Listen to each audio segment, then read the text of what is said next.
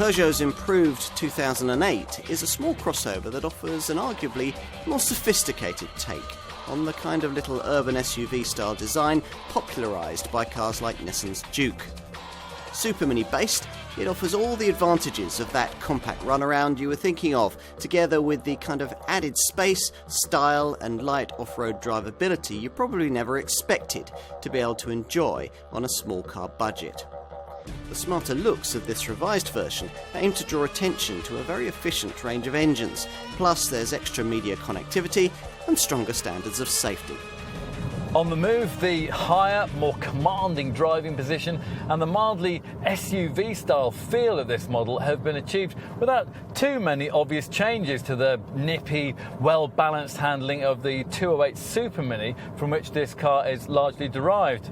Under the bonnet, quite a lot's changed since this 2008 model's original launch, thanks to the introduction of PureTech petrol and Blue HDI diesel technology. All the petrol variants now use a 1.2-litre three-cylinder unit, this power plant developing 82 bhp in base normally aspirated form, or 110 or 130 bhp in turbocharged guise. Most buyers, though, will want a diesel. The three 1.6-litre Blue HDI options offering either 75, 100 or, as in this case, 120 bhp. All of these variants return 76.3 miles per gallon on the combined cycle and around 97 grams per kilometre of CO2. That leaves only the question of off-tarmac prowess. Yes, despite the fact that there's no four-wheel drive option on this car, you do actually get some, provided you specify one of the upmarket trim levels that come complete with Peugeot's proven grip control system. By breaking a wildly spinning front wheel, this setup works with the standard ESP stability control program to transfer torque to the tyre with the most traction. And this, along with standard mud and snow tyres, is enough to enable negotiation of some surprisingly sticky situations. If you're one of those people who like the idea of a small crossover class car but think more ostentatiously styled contenders in the class like Nissan's Juke and Ford's EcoSport look, well, rather silly, then the subtly fashionable shape of this Peugeot 2008 will suit you perfectly. The changes made to this improved model mostly centre on the front end, where the restyled bonnet no longer features a Peugeot Lion badge. That's been moved to the centre of this smarter, more distinctive grille that brings the look of this model into line with that of the brand's second generation 3008. Let's take a seat inside.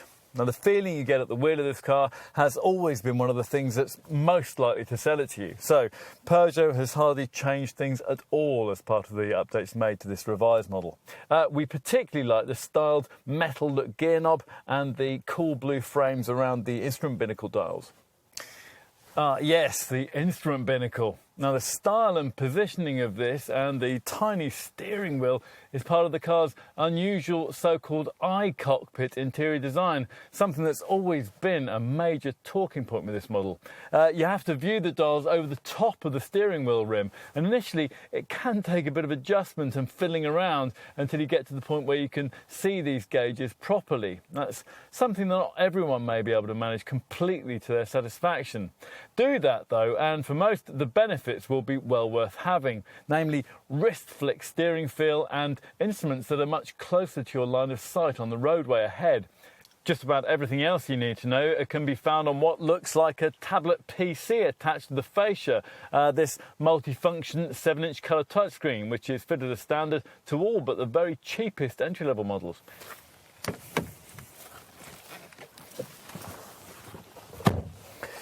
As for rear seat accommodation, well, the first thing to say is that the slight advantages this Peugeot enjoys in overall length over rivals like Nissan's Juke and Ford's EcoSport really show here, because this 2008 feels significantly less cramped in the back than either of those two cars.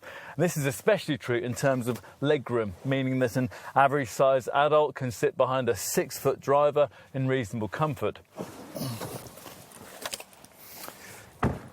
So let's finish by taking a look at the luggage area out back. Now, the first thing you might notice is that, rather annoyingly, this parcel shelf doesn't lift with the tailgate. There's just this hinged edge that you can pull up to see the boot better. Take the thing out, though, and a 422-litre area is revealed, the space enough being 20% more than you get in the 208, which means that it's one of the larger cargo areas that you'll find in this class. Some manufacturers seem to believe a small crossover should be extreme, both in its styling and in the price premium it demands over the Super Mini it's based on. Peugeot, in contrast, think differently about a car of this kind. This 2008 may not make as overt a style statement as some of its rivals, but you sense that's intentional. It's for those shopping in this segment in search of something more subtly fashionable. These customers tend also to be people who appreciate this Peugeot's other key attributes, namely asking prices and running cost efficiency figures that are difficult to beat. Now, if that's what you want in this segment, but you don't feel the need to make any sort of supermarket car park statement, then you probably need to try this car.